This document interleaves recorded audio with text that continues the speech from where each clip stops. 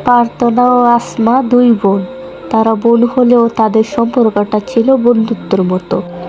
একদিন তারা তাদের বাগানে গল্প করতে এসে বসেছিল।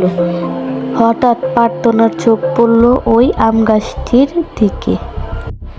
সে দেখলো আম গাছটির উপর একটি কালো ছায়া নড়াচড়া করছে। সেটা দেখে সে তার বোন আসমাকে বলল, আপু আপু, ওই যে দেখো আম গাছটির উপরে, এটা কি?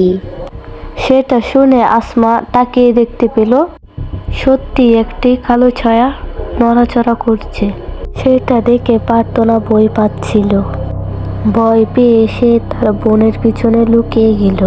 সেটা আসমা বুঝতে পেয়ে তার বোনকে বলল, তুমি ভয় পেও না, আমি আছি তোমার সাথে, চলো আমরা ঘরে চলে যাই।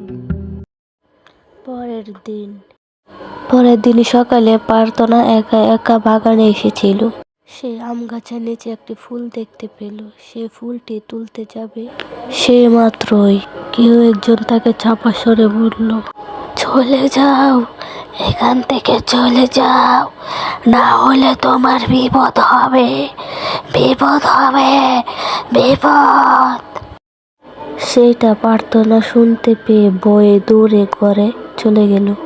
সে তার বোন আসমাকে গিয়ে বলতে লাগলো তার সাথে হওয়া ঘটনাগুলোর কথা। সেটা শুনে আসমা কিছুক্ষণ ভেবে প্রার্থনাকে বলতে শুরু করলো আম গাছটির রহস্য। সে প্রার্থনাকে বলল, তাদের বাড়িটি ছিল অনেক পুরনো। তাদের বাড়ির পাশে ছিল কবরস্থান ও কবরস্থানের ধারে ছিল বড় একটি আম গাছ। সেই আম গাছে থাকতো ভয়ঙ্কর এক জিন। সেই আম গাছটির উপর অনেক বছর ধরেই আছে, কিন্তু কখনো কারো ক্ষতি করেনি বা ক্ষতি করার চেষ্টা করেনি।